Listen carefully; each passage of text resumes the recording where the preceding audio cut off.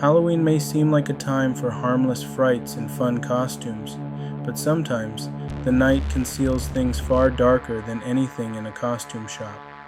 This tale unearths a haunting mystery that will pull you into the eerie silence of Halloween's deepest shadows. Brace yourself for a journey through a terrifying Halloween night that leaves more questions than answers. It was Halloween of 1978, and as a 10-year-old, I was a bundle of nerves and excitement. The thrill of Halloween, the promise of free candy, and the chance to step into another identity, even if just for a few hours, felt nothing short of magical. That night, I was more than ready to go trick-or-treating with my friends, my heart racing with the joy of what was to come. I'd never imagined, though, that this Halloween would be unlike any other I'd ever known. My costume was simple, but, to me, perfect. I had a cowboy hat that was slightly too big, an old flannel shirt that I'd borrowed from my dad, and a shiny plastic sheriff's badge pinned to my chest. The badge glinted in the soft glow of the setting sun as I adjusted my costume in the mirror. But when I looked up, I noticed my mother standing quietly in the doorway, her face shadowed with an expression I couldn't quite read. She had been acting strangely all day, unusually silent, her gaze lingering on me in a way that made my excitement falter just a little. "Who are you going out with?" she asked, her voice calm but laced with an undercurrent of tension. "My friends from school," I replied, trying to sound as confident as I could. "We'll just be around the neighborhood." But her expression didn't change. If anything, her brow furrowed deeper, her lips tightening as though she were struggling to keep something unsaid. She asked another question, then another, each one coming with a growing edge of worry. "And where do they live? What are their parents' names? Are you sure you know the way back?" I was beginning to feel frustrated, her persistent questions building an invisible wall around my excitement. Halloween was supposed to be about freedom, about losing ourselves in the night's mysterious allure. Why was she trying so hard to keep me tethered? As I answered each question with short, clipped sentences, hoping to get through them quickly, I couldn't shake the feeling that something wasn't right. It was as if she were trying to protect me from some unseen threat, a shadow she couldn't name but could somehow feel lurking just out of sight. Eventually, though, she sighed, a heavy, resigned sound, and let me go. But just as I thought I was free, she dropped the final blow. "You're not going with your friends this time. Mrs. Anderson will be taking you and a few other kids from the neighborhood." My heart sank. Trick-or-treating with Mrs. Anderson was the last thing I wanted. She was known for being strict and cautious, her watchful gaze following every move. She would make sure we stayed close, wouldn't let us run wild as we had the year before. I'd missed the thrill of racing from house to house, the freedom to shout and laugh and lose ourselves in the crowd of children. Instead, I'd be under constant supervision, trapped in a controlled loop with Mrs. Anderson's hawk-like gaze upon me. With no other choice, I joined the group reluctantly. There were 4 of us in total: myself, Mrs. Anderson's son Billy, and 2 other kids from the neighborhood. Billy was younger than me, a quiet boy with downcast eyes who rarely spoke. He walked close to his mother, his head low, as if he were trying to disappear into the background. The night air was crisp, with a sharp edge that made me shiver as we stepped out onto the sidewalk.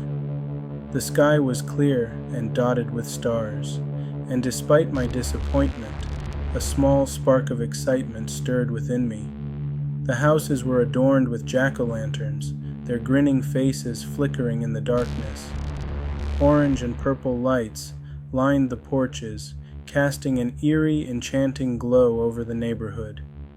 The sounds of laughter and shouts echoed down the street, children's voices blending into a symphony of Halloween night. For a while I managed to forget my frustration. The thrill of Halloween, the sights and sounds and smells pulled me in, and I found myself smiling despite everything. We moved from house to house, shouting, "Trick or treat," in unison, and holding out our bags as candy rained down upon us. I was starting to think that maybe the night wouldn't be so bad after all. But as we walked, a strange sense of unease began to creep in, a feeling that I couldn't quite place. Mrs. Anderson seemed unusually tense, her eyes darting around as if she were expecting something terrible to happen.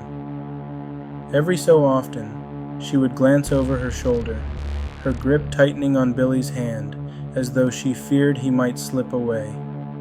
The route she chose was different from the one we usually took. Instead of sticking to the lively, well-lit streets where most of the trick-or-treaters were, she led us down quieter roads, where the houses were darker and the decorations sparse. It felt as though we were moving away from the heart of Halloween, venturing into a part of the neighborhood that the festivities had forgotten. About 20 minutes into our route, we reached a bottleneck. Several groups of kids had gathered in front of a house that was particularly popular, its porch covered in elaborate decorations, a giant spider web draped across the door, and ghostly figures hanging from the trees. We found ourselves waiting in line, and as we stood there, that strange feeling of unease returned, stronger this time, prickling at the back of my neck. It was then that I first noticed him. The boy with the green mask. He was standing near the edge of the park, just beyond the reach of the streetlights, his figure partially obscured by the shadows. At first, I thought he was just another trick-or-treater, but something about him didn't feel right. He was too still, too quiet, and the mask he wore was unlike any I'd seen before. It was a sickly shade of green, twisted into a grotesque expression that seemed almost lifelike, as though it were more than just a costume. Billy noticed him too. "That kid's creepy," he whispered, his voice barely audible. I nodded, unable to tear my gaze away from the boy. There was something disturbingly familiar about him, though I couldn't place why. The mask hid his face, but his posture, the way he stood with his shoulders hunched, gave me the strange feeling that I knew him. It was as if he were a figure from a half-forgotten dream, a memory that lingered just out of reach. Mrs. Anderson followed our gaze and saw him too. Her expression darkened, and she called out, her voice sharp and commanding, "Come back here. You shouldn't be alone." The boy didn't respond.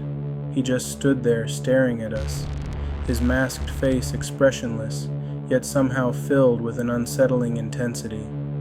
The hollow eyes of the mask seemed to bore into me, as though he could see straight through me, piercing the layers of my thoughts and fears. After a long, tense moment, he began to walk toward us, his movements slow and deliberate, each step echoing with a strange, unearthly rhythm. As he drew closer, a chill ran down my spine, an icy grip that seemed to wrap around my heart.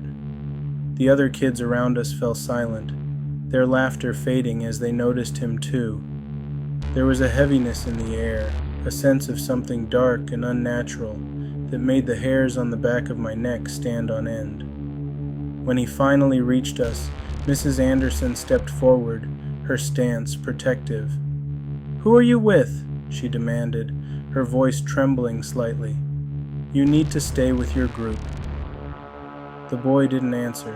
He just stood there, his eyes hidden behind the mask, his silence stretching into something unbearable, a weight that pressed down on us all. After what felt like an eternity, he turned and walked away, disappearing into the shadows without a word, his footsteps swallowed by the night. We continued our route, but the atmosphere had changed. The excitement of Halloween was gone, replaced by a lingering sense of dread. The image of the green-masked boy haunted me for the rest of the night.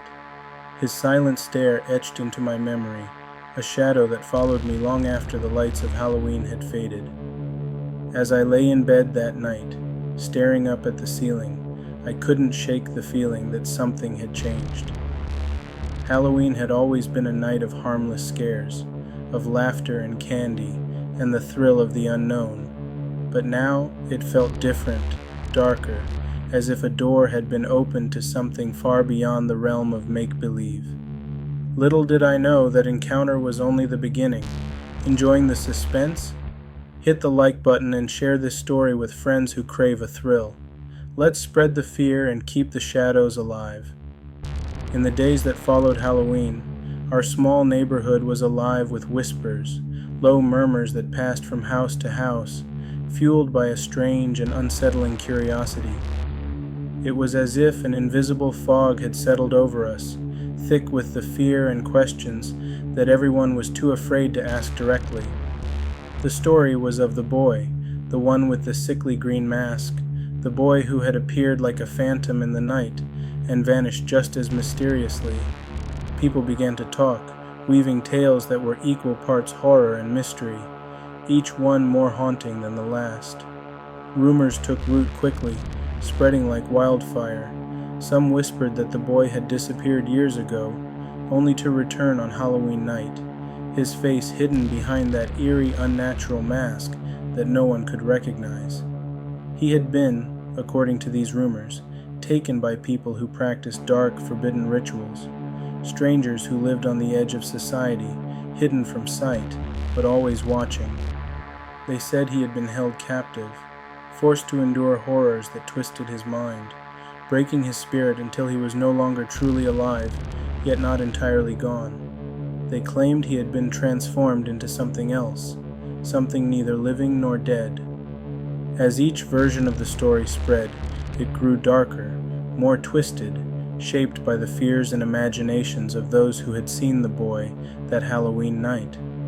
Some said he was a ghost, a restless spirit drawn back to the place where he had been taken so many years ago, bound to roam the neighborhood where he had once lived, searching for something or someone that would set him free. Others claimed he was still alive but trapped in a state of madness, haunted by memories of his captors, memories he couldn't escape. The rumors took on a life of their own, shifting and changing with each retelling. Some believed he had been lured away by promises of candy, others that he had wandered off alone into the woods, only to be found by the wrong people. But no matter how the story changed, one detail remained constant: the mask. It was always the same, a grotesque, sickly green mask that hid his face, hiding whatever horrors he had seen, or perhaps whatever he had become. I couldn't explain it, but as the rumors spread, I began to feel a strange connection to the boy. It was as if I could feel his fear, his silence, as if his loneliness and confusion had somehow seeped into me. The memory of his mask haunted me, the way he had stood there, watching us in silence, as though he were trying to reach out, trying to tell us something that he couldn't put into words. I became obsessed with finding out more about him. Each night, as I lay in bed, I would replay that moment in my mind, trying to remember every detail of his stance, the way he held himself, the haunting stillness in his eyes. I couldn't shake the feeling that he was reaching out to me, that somehow I was meant to understand his story. One night, unable to sleep, I decided to act on my curiosity. I crept out of bed, the house quiet around me, shadows stretching across the walls in the faint glow of the streetlights outside. My parents kept old newspapers and photo albums in the living room, and I made my way there, my footsteps soft as I moved through the darkened house. I knelt down by the old cabinet where they kept these things, feeling a strange thrill of anticipation as I opened the drawer and began to search. The newspaper clippings were old, their edges yellowed and brittle, the ink faded with time. I sifted through them carefully, scanning each one for any mention of the boy, any hint of the truth behind the rumors. For a while, I found nothing, just headlines about local events, the mundane details of life in our small neighborhood. But then, just as I was about to give up, my fingers brushed against a small, faded article. It was tucked away at the bottom of the pile, almost as though it had been hidden on purpose. The headline was simple but chilling: Local boy missing after Halloween night. My heart pounded as I read the brief paragraph that followed, my eyes tracing each word with a growing sense of horror. The article was short, a single paragraph that described the disappearance of a young boy who had vanished under mysterious circumstances. It didn't give his name, nor did it provide any details about his family, just a vague description that matched the figure I had seen that night. The boy had disappeared on Halloween, leaving his family devastated, his fate unknown. It was as if he had simply stepped off the face of the earth, leaving behind nothing but questions. A chill ran through me as I realized that the boy in the article was almost certainly the same boy I had seen on Halloween. My mind raced, connecting pieces of the puzzle, each one fitting together with an eerie sense of inevitability. He hadn't been just another trick-or-treater. He had been someone lost, someone trapped in a nightmare that he couldn't escape. And somehow, he had returned, drawn back to the place where he had disappeared, his spirit bound by something darker than any of us could understand. I returned to bed, but sleep was impossible. The image of the green mask hovered in my mind, its twisted expression burned into my memory. I couldn't shake the feeling that the boy was reaching out to me, trying to communicate, trying to tell me something. But what? What was he trying to say? The question echoed in my mind, a haunting refrain that followed me into my dreams, where shadows danced and the mask loomed closer, its hollow eyes staring into my soul. The days turned into weeks, and though I tried to return to the routine of school and the distractions of daily life, the memory of that Halloween night lingered like a shadow. Every so often, out of the corner of my eye, I would catch a glimpse of something, an indistinct shape, a flicker of movement, a figure standing just beyond the edge of my vision. Each time my heart would race, my mind flashing back to the boy in his green mask. It happened more often than I cared to admit. I would be walking home from school, the sun setting in the distance, casting long shadows across the street, and suddenly I would feel a presence behind me, a prickling sensation at the back of my neck. I would turn, half expecting to see him standing there, watching me with that same silent intensity. But each time there was nothing, just the empty street, the whisper of the wind, and the lingering feeling that I was not alone. One night, as I lay in bed, I felt the weight of his gaze more strongly than ever before. The house was silent, the world outside cloaked in darkness, but I couldn't shake the feeling that he was there, somewhere, watching me. My mind was filled with images of the mask, its sickly green color, the twisted expression that seemed to mock me, to challenge me. I could feel his presence like a shadow pressing down on my chest, a cold, suffocating weight that left me gasping for breath. And then, in the silence, I heard it, a faint whisper, barely audible, a sound that seemed to drift through the walls, carrying with it a sense of urgency, of desperation. It was his voice, I was certain of it, a voice that had been trapped in silence for far too long, finally breaking through the darkness. It called to me, a single word repeated over and over, a plea that I couldn't ignore. I sat up, my heart pounding, my body trembling with fear and anticipation. The room was empty, but the voice lingered, an echo that refused to fade. I knew then that I had to find him, that I couldn't rest until I understood the truth. There was something he wanted me to see, something he needed me to know. And though I was terrified, I knew that I had no choice but to follow the call.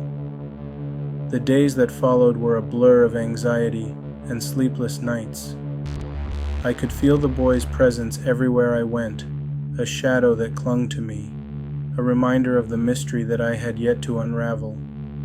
I searched for answers in every corner, piecing together fragments of memories, of whispers, of rumors that hinted at something darker than I had ever imagined. And then one night, as I walked home under the pale glow of the streetlights, I saw him again. Feeling the tension rise? Drop a comment below with your theories on the green mask, and let's unravel this mystery together. Years passed, and Halloween slowly became just another holiday, losing its magic and mystery as I grew older. I moved on with life, focusing on school, work, and other real things. But despite all the ordinary years that came and went, the memory of that Halloween night, the boy with the green mask, never completely faded. It lingered like a shadow, growing stronger with each passing Halloween, as if his presence was somehow bound to me. Each October, as the leaves turned and the air grew colder, I would feel a familiar prickling sensation at the back of my neck, an unshakable feeling that he was there, lurking just beyond the edge of the light, waiting in the darkness. As the years went by, I told myself it was nothing but a haunting memory, a remnant of childhood fears clinging to me. I tried to rationalize it, to bury it under the layers of adult logic, but deep down, I knew that some things couldn't be explained away. The boy and his mask had imprinted themselves on me in a way that defied reason, a ghostly reminder of a night that had started as innocent fun and ended in a nightmare.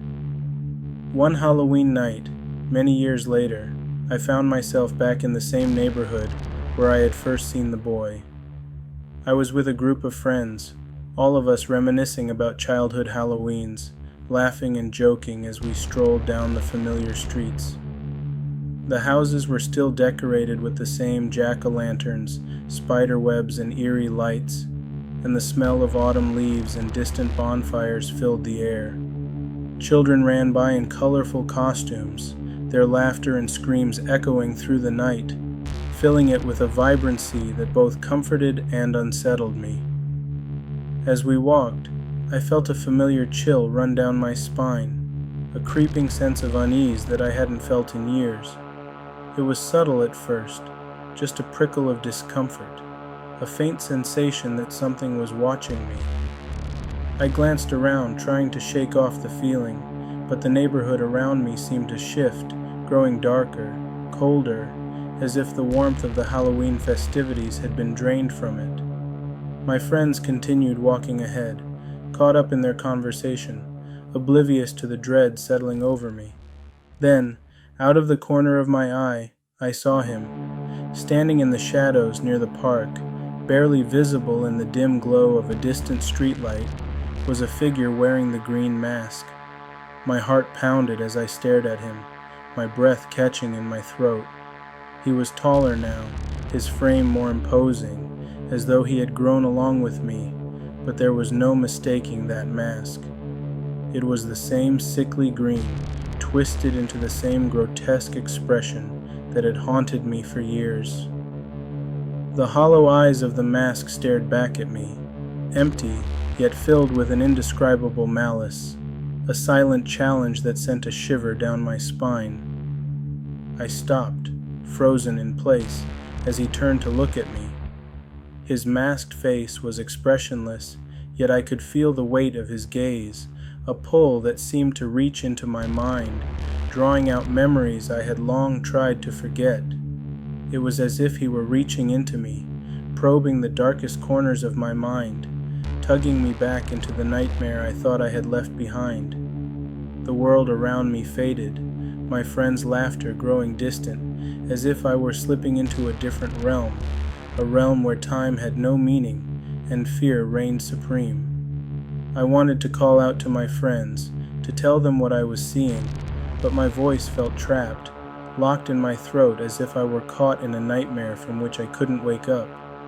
I could only stare, my heart hammering in my chest, as the boy in the green mask watched me, his silence more terrifying than any scream could ever be.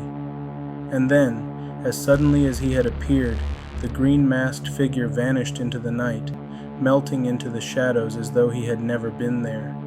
The spell broke, and I stumbled back, gasping for air as if I had been underwater, my mind struggling to process what I had just seen. My friends turned, noticing my pale face, and asked if I was okay.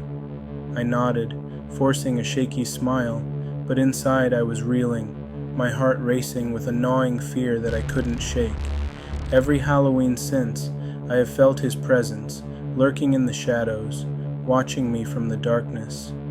No matter where I go, no matter how far I try to run, I can feel him there, a silent watcher in the corner of my vision, waiting for the moment when I will see him again. I don't know if he's real, or if he's just a figment of my imagination, a ghost of a memory that refuses to die. But one thing is certain, the green mask has become more than just a memory. It is a symbol of something dark, something that reaches out from the shadows of Halloween night, a presence that refuses to let go. Each year, as the nights grow longer and Halloween draws near, I feel his presence stronger than ever.